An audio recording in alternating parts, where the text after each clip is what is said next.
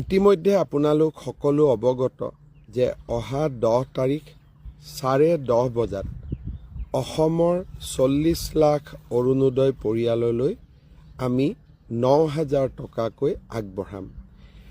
এই উপলক্ষে অসমৰ প্ৰতিখন পঞ্চায়তত অসমৰ প্ৰতিটো কাৰ্বি আলং আৰু ডিমা হাছাও জিলাৰ MSC অঞ্চলত আৰু BTCৰ VCDC অঞ্চলত আৰু নগৰসমূহৰ ৱাৰ্ডত আমি একোখনকৈ সভাৰ আয়োজন কৰিছোঁ।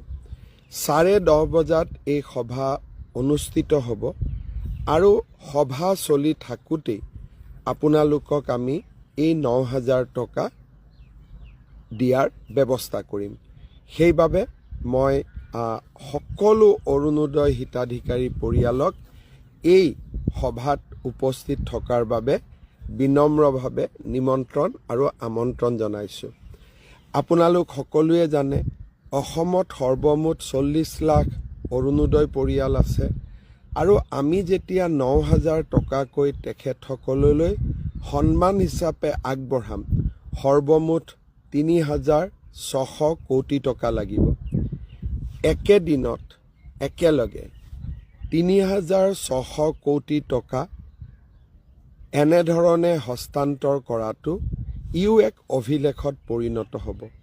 আপোনালোকৰ সাহস আৰু আপোনালোকৰ প্ৰেৰণাৰ বাবে আমি এনেধৰণৰ সাহসী কাম কৰিবলৈ সক্ষম হৈছোঁ।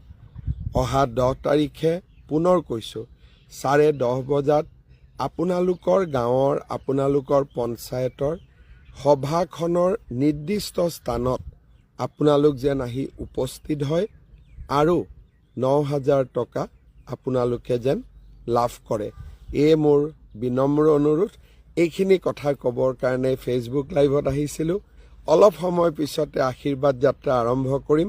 আপোনালোকক ফেচবুকৰ জৰিয়তে লগ পাই থাকিম। বহুত বহুত ধন্যবাদ।